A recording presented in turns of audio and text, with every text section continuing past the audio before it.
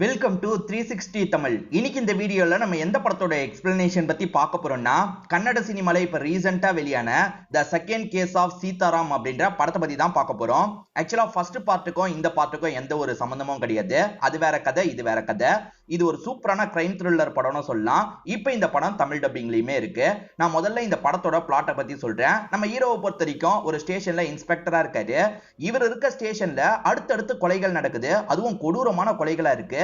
யார் இந்த கொலையை பண்றா, இதுக்கு பின்னாடி இருக்கவனை எப்படியாவது பிடிக்கணும்ன்ற மாதிரி இவருமே விசாரிக்கிறாரு. அப்படி விசாரிக்கிற ஹீரோக்கு நிறைய அதிர்ச்சி காத்துட்டு இருக்கு. என்னென்ன மாதிரியான அதிர்ச்சி எல்லாம் காத்துட்டு இருக்குன்றத இந்த எக்ஸ்பிளனேஷனை ஃபுல்லா பார்த்து தெரிஞ்சுக்கோங்க. எக்ஸ்பிளனேஷனுக்குள்ள போறதுக்கு முன்னாடி வீடியோக்கு ஒரு லைக் போடுங்க. இந்த எக்ஸ்பிளனேஷன் பிடிச்சிருந்ததுன்னா ஐப்ன்ற ஆப்ஷனை கிளிக் பண்ணி சப்போர்ட் பண்ணுங்க. உண்மையிலே இது சூப்பர் படம், உங்க எல்லாருக்குமே பிடிக்கும் நம்புறேன். மேற்கொண்டு பேசி டைம் வேஸ்ட் பண்ணாம நம்ம நேரடியா எக்ஸ்பிளனேஷனுக்குள்ள போயிடலாம். கொரோனா லாக்டவுன் நடந்துட்டு இருக்கு. இந்த டைம்ல அடுத்தடுத்து கொலைகள் நடந்துட்டு இருக்கு போல, கொடூரமான கொலைகள் நடந்துட்டு இருக்கு போல. இத பத்தி நியூஸ்ல எல்லாம் சொல்லிட்டு இருக்காங்க. அதே மாதிரி மீடியா ஆட்கள் இருக்காங்கல்ல, இந்த மாதிரி கொடூரமா கொலைகள் நடந்துட்டு இருக்கு, போலீஸுங்க என்னதான் பண்ணிட்டு இருக்காங்க அப்படின்ற மாதிரி போலீஸுங்களை கழுவி ஊத்திட்டு இருக்காங்க. நம்ம ஹீரோ தான் இந்த ஸ்டேஷன்ல போலீஸா இருப்பாரு. அவரோட சீனியர் பேசுறதுக்காக வந்திருக்காரு. சீதாராம், உன் மேல ரொம்ப நம்பிக்கை வச்சிருந்தேன், அதை பொய்யாக்கிறாத, சீக்கிரமா இந்த குற்றவாளியை புடின்ற மாதிரி சொல்லிட்டாரு. சரி ஓகேன்ற மாதிரி நம்ம ஹீரோவும் ஏத்துக்கிறாரு. இப்ப ஸ்டேஷன்ல உட்காந்து நம்ம ஹீரோ ஃபீல் பண்ணிட்டு இருக்காரு. ஆக்சுவலா ஹீரோக்கு சொந்தம்னு சொல்லிக்க அக்கா மட்டும் தான் இருக்காங்க. அக்காவும் இவர்கிட்ட பேசாம இருக்காங்க போல. அந்த பிளாஷ்பேக்கை இவர் யோசிச்சு பாக்குறாரு. சின்ன வயசா இருக்கும் போது அக்கா கூட சேர்ந்த மாதிரி ஒரு போட்டோ எல்லாம் எடுக்கிறாரு. ஹீரோவோட அக்கா இருக்காங்கல்ல, இதே ஊர்ல ஒரு பையனை லவ் பண்ணிட்டு இருக்காங்க. அதை பத்தி ஹீரோக்கும் தெரியும் போல. இப்ப அக்கா இருக்காங்கல்ல, அந்த பாய் ஃப்ரெண்டுக்காக லெட்டர் எல்லாம் எழுதிட்டு இருக்காங்க. இத போய் அவர்கிட்ட தந்துருன்ற மாதிரி சொல்றாங்க. இந்த தம்பி தரலான்னு நினைக்கிறதுக்குள்ள அப்பா இந்த இடத்துக்கு வந்து லாக் பண்ணிடுறாரு. எவ்வளவு நாளா இது நடக்குது அப்படின்ற மாதிரி கோவப்பட்டு இருக்காரு. இதுக்கப்புறம் இந்த விஷயத்தெல்லாம் நான் அலோவ் பண்ண மாட்டேன்னு சொல்றாரு. ஆனா அக்கா இருக்காங்கல்ல, நான் அவர் கூடயே போக போறேன்ற மாதிரி சொல்றாங்க. அப்பா கண்டுக்காம இருக்காரு. இப்ப அவங்களுமே அந்த நபர் கூட சேர்ந்து கிளம்பிடுறாங்க. அப்படி போனவங்க இருக்காங்க பாத்தீங்களா, சில மாசம் கழிச்சு திரும்பி இந்த இடத்துக்கு வராங்க. அதாவது அவரால பிரெக்னன்ட்டா இருக்காங்க போல, வீட்டுல ஏத்துப்பாங்கன்ற மாதிரி நம்பிக்கையோட இந்த இடத்துக்கு வந்திருக்காங்க. இந்த தம்பியுமே அக்கா கிட்ட பேசணும்னு ஆர்வமா இருக்கான். அப்பா கிட்ட அக்கா வந்திருக்கிறத பத்தி சொல்றான். என்னை பொறுத்த வரைக்கும் பொண்ணு செத்து போயிட்டா, போறதா இருந்தா நீயும் போயிடு அப்படின்ற மாதிரி அப்பா சொல்லிட்டாரு. அதனால இவருக்கு என்ன பண்றதுன்னே தெரியல. இவர் பேசவே மாட்டாரு. என்ன தம்பியே பேச மாட்டான் அப்படின்ற மாதிரி அக்கா ஃபீல் பண்றாங்க. இதுக்கப்புறம் தம்பி கிட்ட நம்ம பேச தேவையில்லை அப்படின்ற மாதிரி இங்க இருந்து ஹஸ்பண்டை கூட்டிட்டு போயிடுறாங்க. அப்படியே 20 வருஷம் கழிச்சு நடக்கிறத காட்டுறாங்க. மாமா நல்ல வேலையில இருக்காரு. அதே மாதிரி அக்காக்கு 20 வயசுல ஒரு பொண்ணு இருக்கா. ரொம்ப வருஷம் கழிச்சு அக்காவை எதர்ச்சியா ஒரு இடத்துல வச்சு இவர் கவனிக்கிறாரு. அக்கா கிட்ட பேசுறதுக்கு ட்ரை பண்றாரு. ஆனா அக்கா இருக்காங்கல்ல, பெருசா இவரை கண்டுக்காம இங்க இருந்து கிளம்பி போறாங்க. ஏறக்குறைய இவர் இருக்கிற இடத்துல தான் அக்காவும் இருக்காங்க போல. நம்ம ஹீரோ ஸ்டேஷன்ல இருக்க எல்லார்கிட்டயும் ஃபேமிலி மாதிரி தான் பழகுவாரு. ஒரு லேடி ஸ்டேஷன்ல கான்ஸ்டபிளா வேலை பார்த்துட்டு இருக்காங்க. அந்த லேடி கொஞ்ச நாளாவே ஸ்டேஷனுக்கு வரல, உடம்பு முடியல சார், அதனால தான் வரலன்ற மாதிரி எல்லார்கிட்டயும் சொல்லிட்டு இருக்காங்க. திடீர்னு பார்த்தா அந்த லேடி உடம்பு முடியாம இறந்து போயிட்டாங்க போல. இது எதுக்குங்க முன்னாடியே சொல்ல, நான் வீட்டுக்கு போய் நலம் விசாரிக்கணும் அப்படின்ற மாதிரி சொல்லிட்டாரு. அந்த லேடிக்கு ஒரு பையன் மட்டும் தான் இருப்பாரு. அந்த பையனை பார்த்து நலம் விசாரிக்கிறதுக்காக வந்திருக்காரு. பேசிட்டு கிளம்புறாரு. நம்ம ஹீரோ ஸ்டேஷனுக்கு வரும்போது ஒரு அம்மா பையன் கம்ப்ளைண்ட் கொடுக்கறதுக்காக வந்திருக்காங்க. அது என்னன்னா, இவங்களோட ஹஸ்பண்ட் பேரு ரங்கா அப்படின்றது. அந்த ரங்கா மிஸ் ஆகுறாரு போல. தெரிஞ்ச எல்லா இடத்துலயும் தேடி பார்த்துட்டோம், கிடைக்கவே இல்லை சார், அதனால தான் போலீஸ் ஸ்டேஷனுக்கு வந்திருக்கோன்ற மாதிரி சொல்றாங்க. கவலைப்படாதீங்க, அவருக்கு யார் கூடயாவது பிரச்சனை இருந்ததான்னு கேட்கிறாரு. அந்த மாதிரிலாம் யார் கூடயும் பிரச்சனை இல்லைன்னு சொல்லிட்டாங்க. இவருமே நான் பாத்துக்கிறேன்னு சொல்லிட்டாரு. அப்பதான் ஒரு இடத்துல பாடி கிடைச்சிருக்கிறதா தகவல் கிடைக்குது. இவர் டீமோட அந்த இடத்துக்கு வந்துடுறாரு. ரங்கான்னு ஒருத்தர் மிஸ் ஆனாரு பாத்தீங்களா, அவரோட பாடி தான் கிடைச்சிருக்கு. அதுவும் கொடூரமா அந்த பாடி இருக்கு. போஸ்ட்மார்ட்டத்துக்கு அனுப்புங்கன்ற மாதிரி ஆளுங்க கிட்ட சொல்லிட்டாரு. அதாவது பாடியில கம்பியை போட்டு முறுக்குனா எப்படி இருக்குமோ அந்த மாதிரி தான், ரொம்ப கொடுமை பத்தின மாதிரி இருக்கு. இப்ப செக் பண்ண டாக்டர் இருக்கார்ல, என் சர்வீஸ்ல இந்த மாதிரி ஒரு பாடியை பார்த்ததே கிடையாது, பயங்கரமா சித்திரவதை பத்தி இருக்கான்.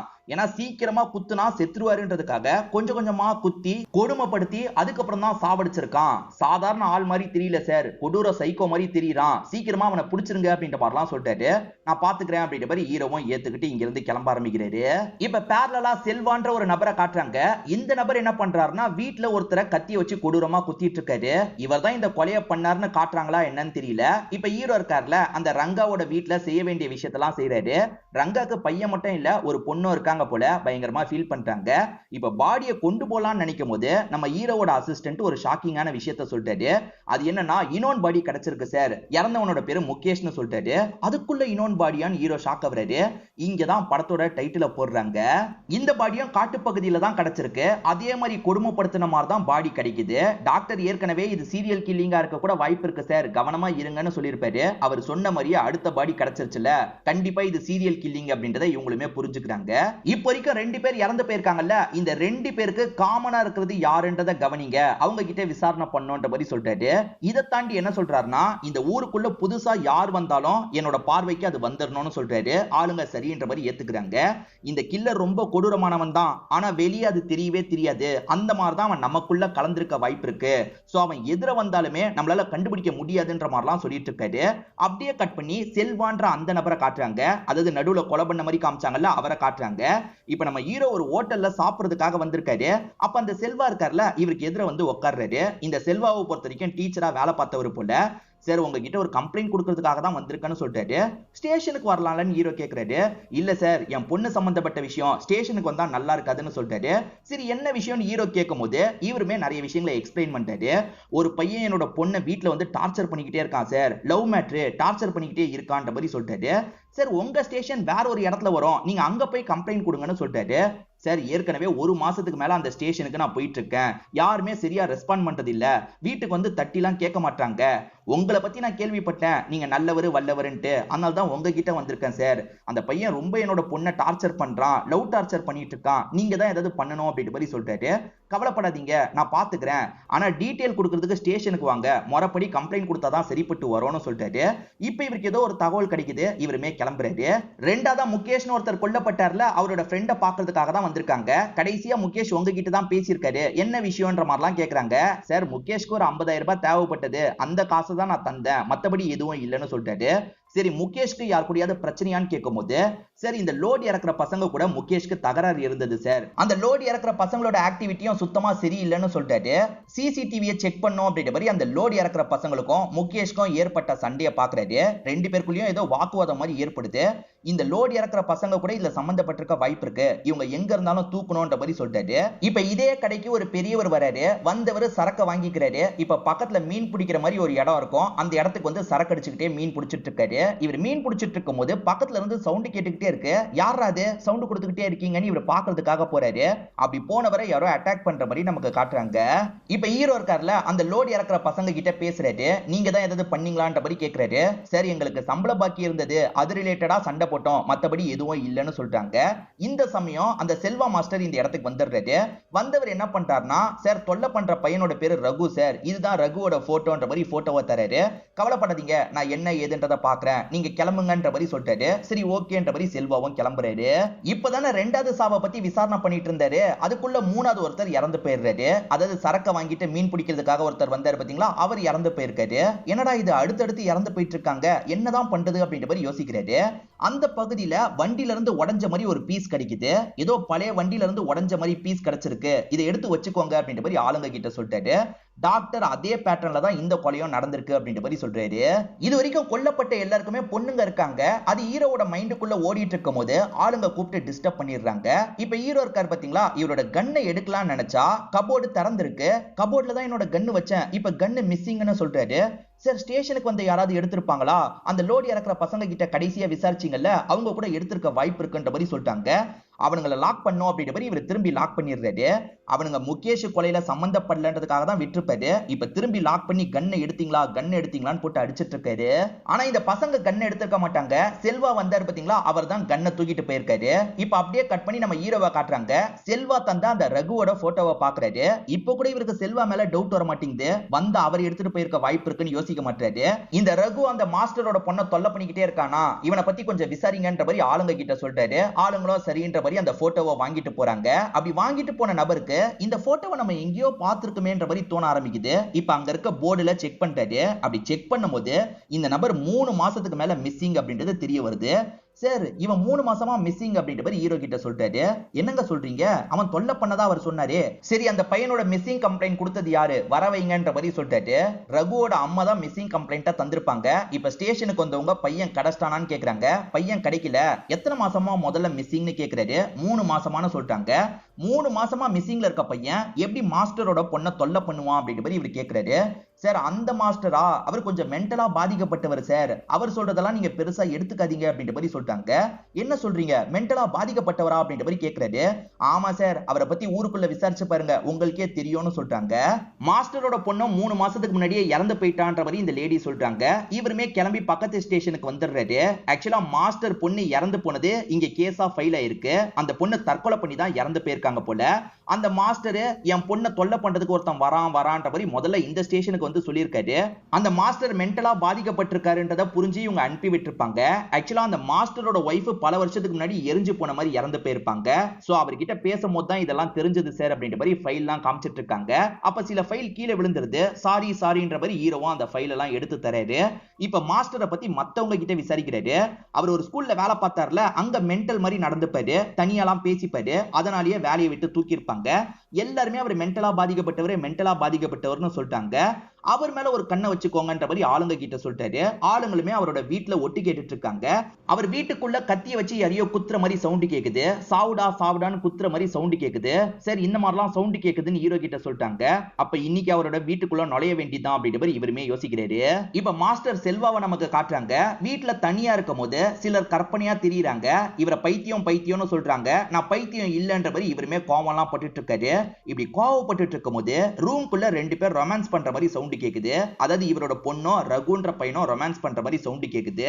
இவர் சட்டுன்னு வந்து கதவை திறக்கிறாரு. இவரை பார்த்து 2 பேருமே பயந்துடுறாங்க. இப்ப இவருமே அந்த பையன் ரகுவை போட்டு பயங்கரமா அடிக்கிறாரு. அப்படி அடிச்சவரு கொடூரமா அவன் கதையை முடிச்சிடுறாரு. கத்தியை வச்சு திரும்ப குத்தி தான் கதையை முடிக்கிறாரு. பொண்ணு இதை பார்த்து ஃபீல் பண்ணி அழுதுட்டு இருக்காங்க. உண்மை என்ன தெரியுமா, 3 மாசத்துக்கு முன்னாடி இந்த விஷயம் நடந்திருக்கும். இந்த விஷயம் நடந்ததுனால இவர் ரகுவோட கதையை முடிச்சிருப்பாரு. ரகு இறந்து போனதை தாங்கிக்க முடியாம இவரோட பொண்ணு தற்கொலை பண்ணி இறந்து போயிருப்பாங்க. அப்பத்துல இருந்து இவர் மென்டலா பாதிக்கப்பட்டிருப்பாரு. திரும்ப அதே விஷயம் நடக்கிற மாதிரிலாம் யோசிச்சு பார்த்துட்டு இருக்காரு. இப்ப பொண்ணு இருக்காங்கல்ல, நீ சீக்கிரமா மாட்டுவப்பா அப்படின்னு பேசுற மாதிரிலாம் இவருக்கு தோணுது. இப்பன்னு பார்த்து யாரோ கதவை தட்டுறாங்க. யாருன்னு பார்த்தா நம்ம ஹீரோ தான் வந்திருக்காரு. சரி, உங்க பொண்ணு விஷயமா பேசுறதுக்காக வந்தேன்னு சொல்றாரு. சரி வாங்கன்ற மாதிரி இவரும் உட்கார வைக்கிறாரு. இன்னைக்கு அந்த ரகு வீட்டுக்கு வந்தானா நான் அமைக்கிறேன் அப்படின்ற மாதிரிலாம் ஹீரோ சொல்றாரு. இவருமே எதுவுமே பேசாம உங்களுக்கு நான் ஏதாவது போட்டு எடுத்துட்டு வரேன் அப்படின்ற மாதிரி கிச்சனுக்கு வந்து ஹீரோக்கு ரெடி பண்ற வேலையை பார்த்துட்டு இருக்காரு. ஹீரோவும் இவரோட வீட்டை செக் பண்ணலான்ற மாதிரி ஒவ்வொரு இடமா செக் பண்ணிட்டு இருக்காரு. ஹீரோ செக் பண்ணிட்டு இருக்கிறத அவருமே கவனிக்கிறாரு. அவரோட பொண்ணு கற்பனையில திரியிறாங்க. அவ்வளவுதான், நீ மாட்டிக்க போற அப்படின்ற மாதிரிலாம் அப்பாவை கிண்டல் பண்ணிட்டு இருக்காங்க. ஹீரோ ஒவ்வொரு இடமா பார்த்துக்கிட்டே வரும்போது ஒரு பெரிய ட்ரம்ல இருந்து கெட்ட நாத்தம் வருது. அந்த ட்ரம்முக்குள்ள தான் ரகுவோட பாடி இருக்கு. 3 மாசமா பாடியை இங்கதான் வச்சிருக்காரு போல. இதை ஹீரோ பார்த்துட்டாருன்னு தெரிஞ்சா அவர் இருக்காரு பாத்தீங்களா, ஹீரோ கிட்ட இருந்து எடுத்த கன்னை வச்சு ஹீரோவை ஷூட் பண்ணிடுறாரு. இப்ப ஹீரோ வலியால துடிச்சுக்கிட்டே இவர் கூட சண்டை போட்டுட்டு இருக்காரு. இவர் கூட சண்டை போட்டுட்டு இருக்கும் போது ஹீரோவோட ஆளுங்க சவுண்ட் கேட்டு இந்த இடத்துக்கு வந்துடுறாங்க. அப்படி வந்தவங்க இந்த மாஸ்டர் செல்வாவை பிடிச்சிடுறாங்க.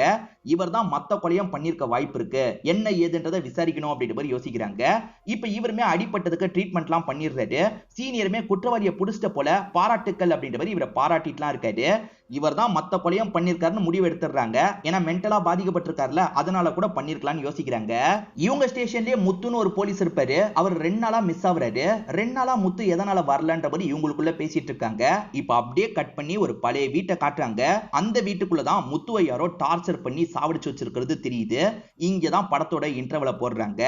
பக்கத்துல வேலை பார்த்துட்டு இருக்க சிலர் இருக்காங்கல்ல, இங்க ஒரு பாடி இருக்கிறத பார்த்து போலீஸ்க்கு தகவல் கொடுக்குறாங்க. இப்ப ஹீரோவும் டீமும் முத்துவோட பாடியை பார்த்து ஷாக் ஆயிடுறாங்க. என்ன அதே பேட்டர்ன்ல கொலை நடந்திருக்கு, அந்த மாஸ்டர் மாட்டினதுக்கு அப்புறமும் கொலை நடந்திருக்குன்னா அந்த மாஸ்டர் இந்த விஷயத்த பண்ணல போல, வேற யாரோ இந்த விஷயத்த பண்ணிருக்காங்க போலன்னு யோசிக்கிறாரு. இந்த சமயம் தான் மீடியாலாம் போட்டு கிளின்னு கிளிப்பாங்க. அதனால சீனியர் இருக்கார்ல, நீ உண்மையான குற்றவாளியை புடிச்சிட்டேன்னு சந்தோஷப்பட்டேன், ஆனா இன்னும் உண்மையான குற்றவாளியை பிடிக்கல, சீக்கிரமா புடின்னு சொல்றாரு. இப்ப முத்துவோட ஃபேமிலி இந்த இடத்துக்கு வராங்க. முத்துக்குமே ஒரு வயசு பொண்ணு இருக்கிறது தெரிய வருது. முத்து சம்பந்தப்பட்ட திங்ஸ் எல்லாம் வாங்கிட்டு போறதுக்காக தான் வந்திருக்காங்க. இப்ப வாங்கிட்டு கிளம்பலாம்னு நினைக்கும் போது அந்த திங்ஸ்ல இருந்து ஒரு பேப்பர் பறந்து கீழே விழுது. மியூசிக் கிளாஸுக்கான ரசீதா தான் இருக்கும். அந்த ரசீதை பாக்குற முத்துவோட ஒய்ஃப் இருக்காங்கல்ல, என் பொண்ணு பாட்டு கத்துக்கிறது என்னோட ஹஸ்பண்டுக்கு பிடிக்கவே பிடிக்காது, இருந்தாலும் நான் கஷ்டப்பட்டு வற்புறுத்தி அவரை ஃபீஸ் எல்லாம் கட்ட வச்சேன் மாதிரி புலம்பிக்கிட்டே போறாங்க. இப்பதான் ஹீரோக்கு ஒரு விஷயம் ஸ்ட்ரைக் ஆகுது. ஃபர்ஸ்ட் ஒருத்தர் இறந்து போனார்ல, அவரோட பொண்ணும் பாட்டு கத்துக்கிறவங்களா இருப்பாங்க. அப்ப எல்லா பொண்ணுங்களும் பாட்டு கத்துக்கிறவங்களான்றத கண்டுபிடிக்கணும்ன்ற மாதிரி யோசிக்கிறாரு. இது வரைக்கும் மொத்தமா 4 பேர் கொல்லப்பட்டிருக்காங்க. அந்த 4 பேருக்கு பொண்ணு இருப்பாங்கல்ல, அந்த பொண்ணுங்க எல்லாருமே ஒரே இடத்துல மியூசிக் கத்துக்கிறவங்களா இருப்பாங்க. இவர் அதை கன்ஃபார்ம் பண்ணிடுறாரு. அது எப்படி இங்க மியூசிக் கத்துக்கிற 4 பொண்ணுங்களோட அப்பா மட்டும் கொல்லப்பட்டிருக்காங்க, ஏதோ இடிக்குதுன்ற மாதிரி யோசிக்கிறாரு. அதாவது கொலை பண்றவனோட வீட்டை சேர்ந்தவங்க பாதிக்கப்பட்டிருக்காங்க, அக்காவா இருக்கலாம், அம்மாவா இருக்கலாம், இந்த மாதிரி வீட்டை சேர்ந்த யாரோ பாதிக்கப்பட்டிருக்காங்க, அதுக்கு பழி வாங்குறதுக்காக தான் இந்த மாதிரி பண்ணிட்டு இருக்கான்ற மாதிரி ஆளுங்க கிட்ட சொல்றாரு. நான் சொல்ற மாதிரி எல்லா வீட்டையும் விசாரிங்கன்ற மாதிரி சொல்றாரு. இவரு ஒரு வீட்ல விசாரிக்கிறதுக்காக வந்துடுறாரு. அதாவது ரீசெண்டா யாராவது உங்ககிட்ட பேசினாங்களான்னு கேக்குறாரு. இந்த பொண்ணுங்க இல்லன்னு சொல்லிட்டாங்க. சரி ரீசெண்டா யாராவது ஏதாவது தந்தாங்களான்னு கேக்குறாரு. இல்லன்னு சொல்லிட்டாங்க. இவர் வீட்டை சுத்தி முத்தி பாக்குறாருல, ஒரு வீணை இருக்கிறத பாக்குறாரு. இந்த வீணை நல்லா இருக்கே, யார் தந்தான்னு கேக்குறாரு. சார் தரல, கீழ இருந்து கிடைச்சது அப்படின்ற மாதிரி இந்த பொண்ணு சொல்றாங்க. இதே மாதிரி மத்த இடத்துலயும் விசாரிங்கன்ற மாதிரி சொல்றாரு. மத்த இடத்துலயும் பொண்ணுங்க கிட்ட விசாரிக்கும் போது எல்லாருமே கீழே கிடைச்சதுன்னு சொல்றாங்க. அதுவும் இவங்க வீட்டு வாசல் கிட்டயே கிடைச்சிருக்கு. அழகா இருக்குன்றதுக்காக இந்த பொண்ணுங்க கொண்டு வந்து வச்சிருக்காங்க போல. சோ கில்லர் எப்படி பண்றான்றது ஹீரோக்கு புரிஞ்சிருது. அதாவது யாரோட அப்பாவை கொல்ல போறானோ அந்த பொண்ணுங்களுக்கு இந்த வீணை கிடைக்கிற மாதிரி பண்றான். இந்த பொண்ணுங்க வீணையை எடுத்தோன்னே அந்த அப்பாவோட கதையை முடிக்கிறான்றது உங்களுக்கு தெரிய வருது. அடுத்து எந்த வீட்டுல வீணை கிடைக்குதோ அந்த விஷயத்தை நம்ம கண்டுபிடிக்கணும், அப்பதான் கொல்லப்படுறவரை நம்ம காப்பாற்ற முடியும்ன்ற மாதிரிலாம் யோசிக்கிறாரு. நம்ம ஹீரோ பக்கத்து ஸ்டேஷன்ல சில ஃபைல தெரியாம தள்ளி விட்டாரு பாத்தீங்களா, அதுல ஒரு ஃபைல்ல இதே வீணையை பார்த்திருப்பாரு. அந்த ஃபைலை திரும்பி பார்க்கணுன்றதுக்காக அந்த ஸ்டேஷனுக்கு வந்துடுறாரு. அன்னைக்கு நான் தள்ளி விட்ட ஃபைல்லாம் எங்கன்னு கேக்குறாரு. அங்க இருக்கவர் காமிச்சிடுறாரு. அந்த ஃபைல் எல்லாத்தையும் செக் பண்ணும்போது அதுல ஒரு முக்கியமான ஃபைலை இவர் பார்த்துடுறாரு. அந்த ஃபைல்ல ஒரு பெரியவர் கொல்லப்பட்டிருக்காரு. அவர் பேர் அச்சுதன் அப்படின்றது. அந்த அச்சுதன் கொல்லப்பட்ட இடத்துக்கு பக்கத்துல இந்த வீணை இருந்திருக்கும். அதே மாதிரி இப்ப பிரசன்ட்ல ஒரு டைப்ல கொலை நடக்குதுல, அதே மாதிரி தான் அச்சுதனும் கொல்லப்பட்டிருக்காரு. அந்த டைம்ல இந்த கேஸை விசாரிச்சது யாருன்ற மாதிரி இவர் கவனிக்கிறாரு. அவர் இப்ப சர்வீஸ்ல இருக்காரான்னு கேட்கும்போது ரிட்டையர் ஆயிட்டாரு அப்படின்ற மாதிரி இங்க இருக்கவர் சொல்லிட்டாரு. அவர் வீட்டுக்கு போயாவது அவரை பார்க்கணும்ன்ற மாதிரி இவரும் வீட்டுக்கு வந்துடுறாரு. அந்த கேஸை பத்தி டீடைலா சொல்லுங்கன்னு கேக்குறாரு.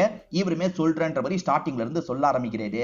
இப்ப மஞ்சான்ற ஒரு பையனை காட்டுறாங்க. இவனை பொறுத்த வரைக்கும் பாட்டு கிளாஸ்ல இருக்க பிரியான்ற ஒரு பொண்ணை லவ் பண்ணிட்டு இருக்கான். அந்த பொண்ணு ஒரு டீச்சர் கிட்ட கத்துட்டு இருக்காங்க. இப்ப கிளாஸ் முடிஞ்சு இவனை பாக்குறதுக்காக வராங்க. இந்த பிரியான்ற பொண்ணோட அப்பா பெரிய ஆளா இருப்பாரு. இவங்க ரெண்டு பேர் லவ் பண்றது வீட்டுக்கு தெரிஞ்சா பெரிய பிரச்சனை. இவங்க ரெண்டு பேர் வீட்டுக்கு தெரியாம அப்பப்ப ரொமான்ஸ் எல்லாம் பண்ணுவாங்க. இப்படி ரொமான்ஸ் பண்ணிட்டு இருக்கிறத அச்சுதன் அப்படின்ற ஒரு பெரியவர் பாத்துறாரு. அந்த பெரியவர் பாத்துட்டாருன்னு தெரிஞ்சோன்னா மஞ்சா பயப்படுறாரு. இந்த விஷயத்த வீட்டுல மட்டும் சொல்லிடாதீங்க, கால்ல வேணா விழுறேன்னு கால்ல எல்லாம் விழுறாரு. அப்பயுமே இந்த பெரியவர் இருக்காருல, அந்த பொண்ணோட அப்பா கிட்ட சொல்லிடுறாரு. அந்த பொண்ணோட அப்பாவால ஏத்துக்கவே முடியல, போட்டு அடி அடின்னு அடிக்கிறாரு. இவன் மேல பொய் கேஸ் போடணும்னு யோசிக்கிறாரு. இவர் வீட்டுல ஒரு வேலைக்காரங்க இருப்பாங்க, அவங்க கிட்ட இவன் எல்லை மீறி நடந்த மாதிரி இவர் கொண்டு வந்துடுறாரு. அந்த லேடிக்கு கொஞ்சம் காசு கொடுத்து ஃபேக்கா கம்ப்ளைண்ட் பண்ண சொல்லிட்டாரு. அந்த கம்ப்ளைண்ட்ல இவனை போலீஸுங்க லாக் பண்ணி கூட்டு போறாங்க. ஒரு வருஷம் கிட்ட செய்யாத தப்புக்காக இவன் ஜெயில இருந்திருப்பான். இப்ப வீட்டுக்கு வரும்போது அம்மா இருக்காங்களே, இவனை வீட்டுல சேர்க்க மாட்டாங்க. ஏன்னா இவன் உண்மையிலேயே தப்பு பண்ணிட்டு தான் அம்மா நினைக்கிறாங்க. உனக்குமே ஒரு தங்கச்சி இருக்கா, எப்படா இப்படி ஒரு தப்ப பண்ண, இங்க இருந்து போன்ற மாதிரி இவனை துரத்தி விடுறாங்க. என்ன அம்மா இப்படி சொல்லிட்டாங்கன்ற மாதிரி இவன் சோகமா போயிட்டு இருக்கான். இதை தாண்டி பிரியான்னு ஒரு பொண்ணை லவ் பண்ணால, அந்த பொண்ணு கல்யாணம் முடிஞ்சு போயிட்டாங்க. அந்த பிரியாவோட அப்பா ஆக்சிடென்ட்ல இறந்து போயிருப்பாரு. சோ அவரை பழி வாங்க முடியாது. ஆனா மாட்டி விட்ட அச்சுதனை எப்படியாவது பழி வாங்கணும் அப்படின்ற மாதிரி இந்த பையனுமே யோசிக்கிறான். அதுக்காக ஸ்கெட்ச் எல்லாம் போட்டுட்டு இருக்கான். அதுக்காக ஒரு இடத்தை இவன் பார்த்து வச்சிடறான். அந்த அச்சுதனை பொறுத்த வரைக்கும் ஒரு பொண்ணு இருக்காங்க, அவங்க பேரு காவியா அப்படின்றது. இந்த பொண்ணை பொறுத்த வரைக்கும் பாட்டு சொல்லித்தர வேலை தான் பார்த்துட்டு இருக்காங்க போல. எப்ப பாரு பொண்ணை போட்டு இந்த அச்சுதன் திட்டிக்கிட்டே இருக்காரு. இந்த அச்சுதனை ஏதாவது பண்ணணும் அப்படின்ற மாதிரி மஞ்சாவும் ஒரு பிளானை யோசிச்சிடுறான். இந்த அச்சுதன் இருக்கார்ல, அந்த மாஸ்டர் செல்வா கூட சேர்ந்த மாதிரி சரக்கு அடிச்சிட்டு இருக்காரு. மாஸ்டர் செல்வாவோட ஒய்ஃப் இவரை சீட் பண்றாங்க போல, அவ கதையை முடிக்கலான் இருக்கன்ற மாதிரிலாம் பேசிட்டு இருக்காரு. சோ இவர் தான் ஒய்ஃபை எரிச்சு சாவடிச்சிருக்காரு போல. இப்ப சரக்கு அடிச்ச அச்சுதன் இங்க இருந்து கிளம்ப ஆரம்பிக்கிறாரு. அப்படி கிளம்பி வந்துட்டு இருக்கும் போது ஒரு பழைய பில்டிங்ல இருந்து சவுண்ட் கேக்குது. இந்த அச்சுதனும் என்ன ஏதுன்னு பாக்கலான்ற மாதிரி உள்ள போறாரு. அவர் உள்ள போனோன்னே யாரோ வெளிய இருந்து கதவை சாத்திடுறாங்க. அதே மாதிரி அந்த ரூம்குள்ள ஒரு பொண்ணும் கத்துற மாதிரி சவுண்ட் கேக்குது. இப்ப இந்த மஞ்சா இருக்கான்ல, இங்க அசிங்கம் நடக்குது, வந்து பாருங்க வந்து பாருங்கன்ற மாதிரி கத்துறான். ஊர் மக்கள்லாம் வந்துடுறாங்க. ஆக்சுவலா அந்த ரூம்குள்ள இருந்தது யார் தெரியுமா, அந்த அச்சுதனோட பொண்ணு தான். அச்சுதன் பொண்ணு கிட்ட இந்த மாஞ்சா எல்லை மீறி நடந்திருக்கான். அப்பா நடந்த மாதிரி கொண்டு வரணும்ன்றதுக்காக இவங்க ரெண்டு பேரையும் அதே ரூம்ல லாக் பண்ணிருக்கான். ஊர் மக்கள் இருக்காங்கல்ல, இந்த அச்சுதன் சொந்த பொண்ணு கிட்டே எல்லை மீறி நடந்திருக்கான்ற மாதிரிலாம் பேசிக்க ஆரம்பிக்கிறாங்க. அந்த மஞ்சா பழி வாங்குறதுக்காக இந்த மாதிரி ஒரு விஷயத்த பண்ணா அப்படின்ற மாதிரி இந்த போலீஸ் சொல்றாரு. இந்த விஷயத்தினால அந்த பொண்ணு கொஞ்ச நாள்ல தற்கொலை பண்ணி இறந்து போயிடுவா. ஆனா அச்சுதன் சாதாரணமா நடமாடிட்டு இருப்பாரு. இவன் என்ன சாதாரணமா நடமாடிட்டு இருக்கான், அப்ப இவனை வேற ஏதாவது பண்ணணும் அப்படின்ற மாதிரிலாம் இந்த மஞ்சா யோசிக்க ஆரம்பிக்கிறான். இந்த மஞ்சாவும் கொடூரமா கதையை முடிக்கணும்ன்ற மாதிரி அன்னைக்கு நைட்டு வீட்டுக்குள்ள நுழையிறான். இவரோட கதையை கொடூரமா முடிக்கிறான். மஞ்சா தான் அச்சுதனை சாவடிச்சிருக்கான் அப்படின்றத இந்த போலீஸ் கண்டுபிடிச்சிருப்பாரு. காரணம் விசாரணை பண்ணும்போது அன்னைக்கு நைட் அவன் அந்த வீட்டை விட்டு ஓடி போனதை சில நாடக கலைஞர்கள் பார்த்திருப்பாங்க.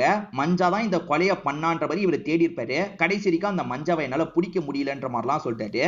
சரி, மஞ்சாவோட ஃபேமிலியா சிலர் இருக்காங்கல்ல, அவங்க டீடைல் எனக்கு வேணும்னு ஹீரோ கேக்குறாரு. இவருமே டீடைல்லாம் சொல்லிடுறாரு. இப்ப ஹீரோ இருக்கார்ல, மஞ்சாவோட அம்மா தங்கச்சிய பாக்குறதுக்காக வராரு. அம்மா இருக்காங்கல்ல, அவனை பத்தி கேட்டு இங்க வராதீங்க, அவனை துரத்தி விட்டதோட சரி, அதுக்கப்புறம் இந்த வீட்டு பக்கமே அவன் வரலன்ற மாதிரிலாம் சொல்லிட்டு இருக்காங்க. ஆனா ஹீரோ உள்ள வந்து செக் பண்றாரு. அதே மாதிரி தங்கச்சியோட கல்யாண கேசட்டை போட்டு பாக்குறாரு. அந்த கல்யாணத்துக்கு ஒரு வேளை அவன் வந்திருக்க வாய்ப்பு இருக்குல்லன்ற மாதிரி யோசிக்கிறாரு. அப்படி பார்க்கும்போது அந்த மஞ்சா வந்திருக்கிறது உங்களுக்கு தெரியுது. இந்த மஞ்சாவை எங்கேயோ பார்த்திருக்குமேன்ற மாதிரி யோசிக்கிறாரு. ஒரு டாக்டர் போஸ்ட்மார்ட்டம்லாம் பண்ணாரு பாத்தீங்களா, அவருக்கு பக்கத்துல அசிஸ்டண்டா இவன் இருந்திருப்பான். அந்த விஷயம் ஹீரோக்கு ஸ்ட்ரைக் ஆகுது. உடனே விசாரிங்கன்ற மாதிரி ஆளுங்க கிட்ட சொல்லிட்டாரு. ஆளுங்க என்ன சொல்றாங்கன்னா, சார் கொஞ்ச நாளைக்கு முன்னாடியே அந்த டாக்டரை விட்டுட்டு போயிட்டான் சார், இப்ப எங்க இருக்கான்னு தெரியலன்ற மாதிரி சொல்லிட்டாங்க. அவன் எங்க இருந்தாலும் சரி சீக்கிரமா அமுக்குங்க அப்படின்ற மாதிரி இவருமே தகவல்லாம் கொடுத்துட்டு இருக்காரு. இன்னொரு பக்கம் அந்த வீணை யார் வீட்டுல கிடைக்குதுன்றத பாருங்கன்ற மாதிரி சொன்னாரு பாத்தீங்களா, அந்த தகவல் கிடைச்சோன்னே இவர் ஷாக் ஆயிடுறாரு. காரணம் இவரோட அக்காக்கு ஒரு பொண்ணு இருந்தாங்க பாத்தீங்களா, அந்த பொண்ணுக்கு தான் அந்த வீணை கிடைச்சிருக்கும். அப்ப அடுத்ததான் மாமாவை தான் டார்கெட் பண்ண போறான்றது இவருக்கு தெரிஞ்சிருது இல்ல. மாமாவை காப்பாத்தணும்ன்ற மாதிரிலாம் யோசிக்கிறாரு. இப்ப அக்காவை பாக்குறதுக்காக வராரு. மாமாக்கு ஒரு ஆபத்து வரப்போகுதுக்கா அப்படின்ற மாதிரி சொல்றாரு. என்ன ஆபத்து வந்தாலும் சரி நாங்க பாத்துக்கிறோம், உன் ஹெல்ப்லாம் தேவையில்லை, இங்க இருந்து கிளம்பு அப்படின்ற மாதிரி தம்பியை திட்டி அனுப்பி விடுறாங்க. இருந்தாலுமே தம்பி சொன்னதுல இவங்களுக்கு பயம் வந்துருது. எங்க சீக்கிரமா வேலையில இருந்து வந்துருங்க, சேஃபா வந்துருங்கன்னு சொல்றாங்க. அக்கா என்னதான் ஹெல்ப் தேவையில்லைன்னு சொன்னாலும் நம்ம பண்ணணும்ன்ற மாதிரி இவர் மாமாவை கண்காணிக்கிறதுக்காக வந்துடுறாரு. மாமா ஆபீஸ்ல இருந்து வெளியே வரும்போது இவர் பார்த்துக்கிட்டே இருக்காரு. அப்பன்னு பார்த்து குறுக்க ஒரு வண்டி வந்துருது. இவருமே சீக்கிரமா போன்ற மாதிரி அந்த வண்டிக்காரனை துரத்தி விடுறாரு. இப்ப மாமா மிஸ் ஆகுறாரு. ஐயோ அதுக்குள்ள தூக்கிட்டாங்களா அப்படின்ற மாதிரி இவர் பயந்துட்டு இருக்கும் போது மாமா இருக்காருல வேற ஒரு பக்கத்துல இருந்து வெளியே வராரு. மாமா சேஃபா இருக்காருன்னு தெரிஞ்சதுக்கு அப்புறம் தான் ஹீரோ நிம்மதியாகிறாரு. என் மாமாவை கண்காணிச்சுக்கிட்டே இருங்கன்ற மாதிரி ஆளுங்க கிட்ட சொல்லிடுறாரு. நம்ம ஹீரோ மஞ்சாவோட அம்மா வீட்டுக்கு போகும்போது ஒரு துணி கடையோட கவரை பார்த்திருப்பாரு. ஒருவேளை மஞ்சா தான் அதை வாங்கி தந்திருப்பானா அப்படின்ற மாதிரி இவருக்கு டவுட் வருது. அதனால இவர் என்ன பண்றாருன்னா அந்த துணி கடைக்கு வந்துடுறாரு. சிசிடிவியை செக் பண்ணணும்னு சொல்லிட்டாரு. ஆளுங்களுமே அந்த சாரியை வாங்கினது யாருன்றதை இவருக்கு காமிச்சிடுறாங்க. அப்படி காமிக்கும் போது மஞ்சா தான் வாங்கியிருக்கான்னு தெரியுது.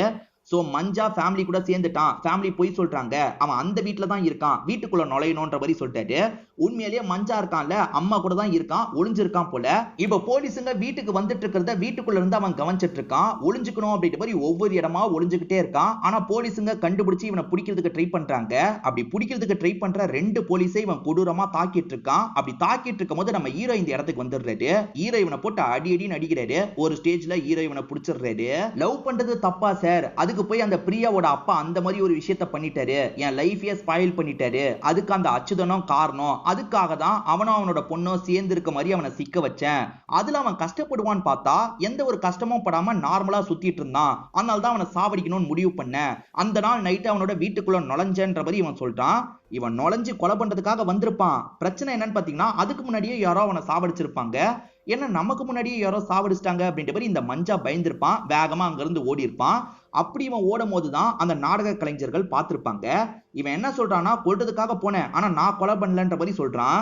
அச்சுதன் மேல இருந்த கோவத்தினால போஸ்ட்மார்ட்டம் பண்ற இடத்துக்கு வேலைக்கு சேர்ந்து ஒவ்வொரு பாடியும் போஸ்ட்மார்ட்டம் பண்ணும்போது அவனை நினைச்சுப்பேன். அந்த மாதிரி ஒரு நாள் ஒரு பாடியை பார்த்தேன். ஏற்கனவே கொலை பண்ணவன் தான் இந்த கொலையும் பண்ணிருக்கான்றதை நான் புரிஞ்சுக்கிட்டேன். அதனால தான் அந்த டாக்டரை விட்டு உடனே கிளம்பி போயிட்டேன் அப்படின்ற மாதிரிலாம் இவன் சொல்லிட்டு இருக்கான். இவன் என்ன சொல்றான்னா, இப்ப நடந்த கொலைக்கும் நான் காரணம் இல்ல, அந்த அச்சுதன் கொலைக்கும் காரணம் இல்லைன்ற மாதிரி சொல்றான். இந்த கதையெல்லாம் வேற யார்கிட்டயாவது சொல்லு, நான் நம்ப மாட்டேன்ற மாதிரி ஹீரோ சொல்றாரு. இதை தாண்டி இவன் பண்ண விஷயத்துக்காக ஹீரோ பயங்கரமா திட்டுறாரு. அது என்னன்னா, அச்சுதன் மேல உனக்கு கோபம் இருந்ததுன்னா அந்த அச்சுதனை நீ எதுனால பண்ணிருக்கலாம், ஆனா அந்த பொண்ணு என்னடா பாவம் பண்ணா, எதுக்காகடா அந்த பொண்ணை இப்படி பண்ண? அந்த சம்பவம் நடந்ததுக்கு அப்புறம் எல்லாருமே அந்த பொண்ணை பத்தி எப்படிலாம் பேசியிருப்பாங்க, அதை தாங்கிக்க முடியாம தான் அந்த பொண்ணு தற்கொலை பண்ணிக்கிட்டா. இப்போ உனக்கு நடந்தது அநீதின்னு சொல்றல, அப்ப அந்த பொண்ணுக்கு நடந்தது மட்டும் அநீதி இல்லையா? ஏன்டா இப்படி ஒரு கேவலமான விஷயத்தை பண்ணன்ற மாதிரிலாம் திட்டுறாரு. இப்ப நடக்கிற கொலைக்கும் நீ தான் காரணம்னு எனக்கு தெரியும், சீக்கிரமா உன் வாயாலேயே ஒத்துக்க வைக்கிறன்ற மாதிரி லாக் பண்ணிட்டு இங்க இருந்து கிளம்புறாரு. இப்ப கான்ஸ்டபிள் இருக்கார்ல, சார் இந்த மஞ்சா சொல்ற மாதிரி நம்ம ஏன் யோசிக்க கூடாது, வேற யாராவது கூட இதை பண்ணிருக்கலாம்ல அப்படின்ற மாதிரி கேக்குறாரு. இல்லன்னு இவன் தான் பண்ணிருக்கான், கதை விட்டுட்டு இருக்கான், இவன் வாயாலேயே உண்மையை வர வச்சிடலாம் அப்படின்ற மாதிரிலாம் இவர் சொல்லிட்டு இருக்காரு. இப்ப திடீர்னு ஆளுங்க மஞ்சா தற்கொலை பண்ணிக்கிட்டான் சார், வாங்க வாங்கன்ற மாதிரி சொல்லிட்டாங்க. இப்ப வேகமா அவனை செக் பண்றதுக்காக வராங்க.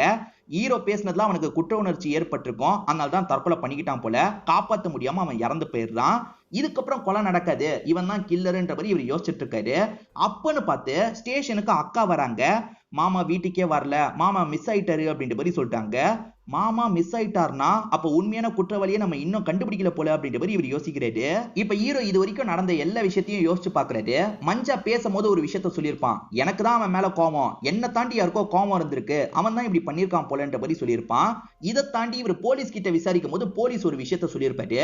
அது என்னன்னா, அந்த அச்சுதனை பொறுத்த வரைக்கும் காவியான்னு ஒரு பொண்ணு மட்டும் இல்ல, ஒரு பையனும் இருந்தான். குடும்பத்துல எல்லாருமே இறந்து போனதுக்கு அப்புறம் ஒரு லேடி அவனை தத்தெடுத்துட்டு போயிட்டாங்கன்ற மாதிரி சொல்லிட்டாரு. சோ அந்த பையன் இந்த விஷயத்த பண்ணிருக்க வாய்ப்பு இருக்குல்ல அப்படின்ற மாதிரி இவருமே யோசிக்க ஆரம்பிக்கிறாரு. அந்த பையன் யாரு என்னன்னு கண்டுபிடிக்கணும்ன்ற மாதிரி எல்லா பக்கமும் தேடி அலைய ஆரம்பிக்கிறாரு. அப்பன்னு பார்த்து மாமா கிட்ட இருந்து கால் வருது. அதாவது கடத்திட்டு போய் வச்சிருக்கான் பாத்தீங்களா, அவன் அசரும் போது அவனோட போன் எடுத்து கால் பண்ணிருக்காரு போல. மாமா அந்த இடத்த பத்தி ஏதாவது தெரிஞ்சா சொல்லுங்கன்ற மாதிரி கேக்குறாரு. இந்த இடத்த பத்தி பெருசா எதுவும் தெரியல, ஆனா இந்த இடத்துல மீன் வலை இருக்கு, மீன் வலை மட்டும் தான் எனக்கு தெரியுதுன்ற மாதிரிலாம் மாமா சொல்லிட்டாரு. மாமா பேசிட்டு இருக்கும் போதே அவன் அந்த இடத்துக்கு வந்துடுறான் போல. சே, அவன் வந்துட்டான்ற மாதிரி இவர் கடுப்பாவறாரு. அந்த லொகேஷனை ட்ரேஸ் பண்ணுங்கன்ற மாதிரி ஆளுங்க கிட்ட சொல்லிட்டாரு. இப்ப லொகேஷனை ட்ரேஸ் பண்ணி இவரும் இவரோட டீமும் வேகமா வந்துட்டு இருக்காங்க.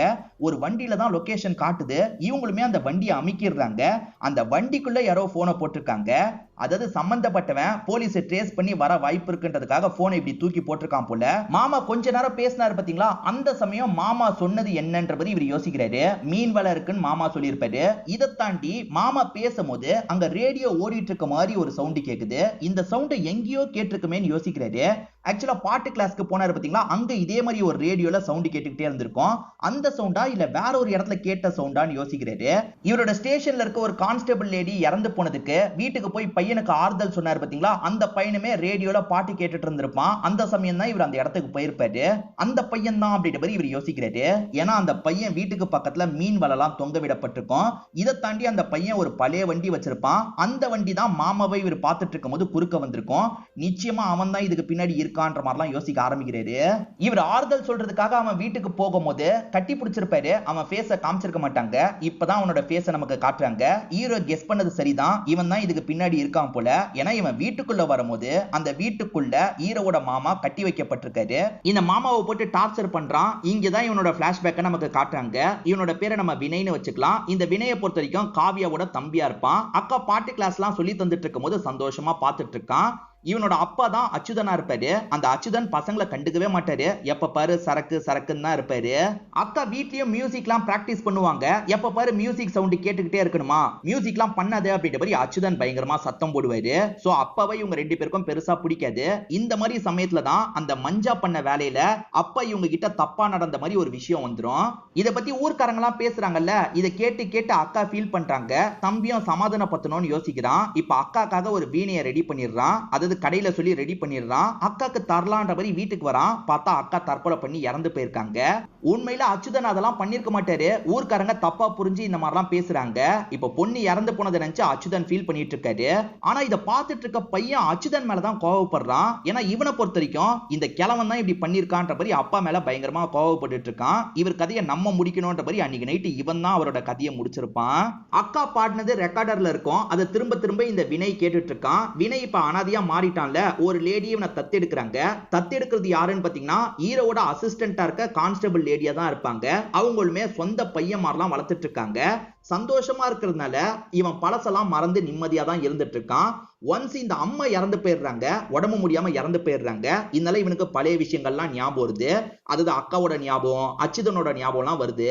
இவன் கறி வெட்டுற வேலை தான் பாக்குறான். இவன் கடைக்கு எதிர தான் அந்த மியூசிக் ஸ்கூல் இருக்கும். அந்த மியூசிக் ஸ்கூல்ல இருந்து ஒரு பொண்ணு அப்பா இருக்கார்ல, மியூசிக்லாம் வேணாம், படிப்புல கான்சென்ட்ரேட் பண்ணு அப்படின்ற மாதிரி கூட்டிட்டு போறாரு. கொஞ்சம் அதட்டி கூட்டு போறாரு. அதை பார்க்கும் போது இவனோட அப்பா ஞாபகம் வருது. அதாவது அச்சுதனோட ஞாபகம் வருது.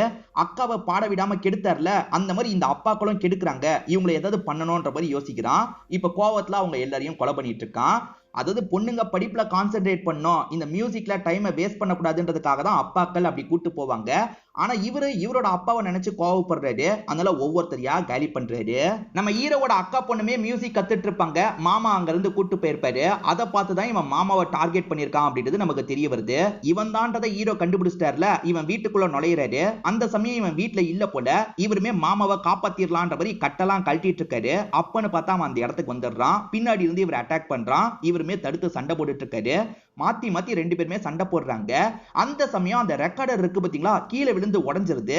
ரெக்கார்டர்ல அக்காவோட பாட்டு இருக்குல்ல, அது உடைஞ்சிருச்சுன்னு அவன் பயங்கரமா ஃபீல் பண்ணிட்டு இருக்கான். அந்த சமயம் அவன் கொஞ்சம் வீக்கா இருக்கான்ல, இதுதான் கேப்ன்ற மாதிரி ஹீரோவும் அவனை போட்டு அடி அடின்னு அடிக்கிறாரு. இந்த சண்டையில ஒரு ஸ்டேஜ்ல கீழே விழுந்து அவன் இறந்து போயிடுறான். அக்கா ஒரு இடத்துல இருக்க மாதிரியும் அந்த இடத்துக்கு இவன் வீணையை கொண்டு வந்து அக்கா கிட்ட பேசுற மாதிரியும் யோசிச்சு பாக்குறான். சாவர தருவாயில இந்த மாதிரி யோசிச்சு பாக்குறான். ஹீரோ இந்த கேஸை சால்வ் பண்ணிடுறாரு. இப்ப அக்கா இருக்காங்கல்ல, ஹீரோக்கு பக்கத்துல வந்து நிக்கிறாங்க.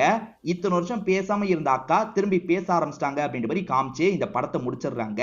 கண்டிப்பா இந்த படத்துல வந்த ட்விஸ்ட் அண்ட் டர்ன்ஸ்லாம் உங்களுக்கு பிடிச்சிருக்கும்னு நம்புறேன். இந்த வீடியோ உங்களுக்கு பிடிச்சிருந்ததுன்னா லைக் பண்ணுங்க, கமெண்ட் பண்ணுங்க, மறக்காம 360 தமிழ் சேனலை சப்ஸ்கிரைப் பண்ணுங்க. தொடர்ச்சியா இந்த மாதிரி வீடியோக்கள் வந்துகிட்டே தான் இருக்கும்.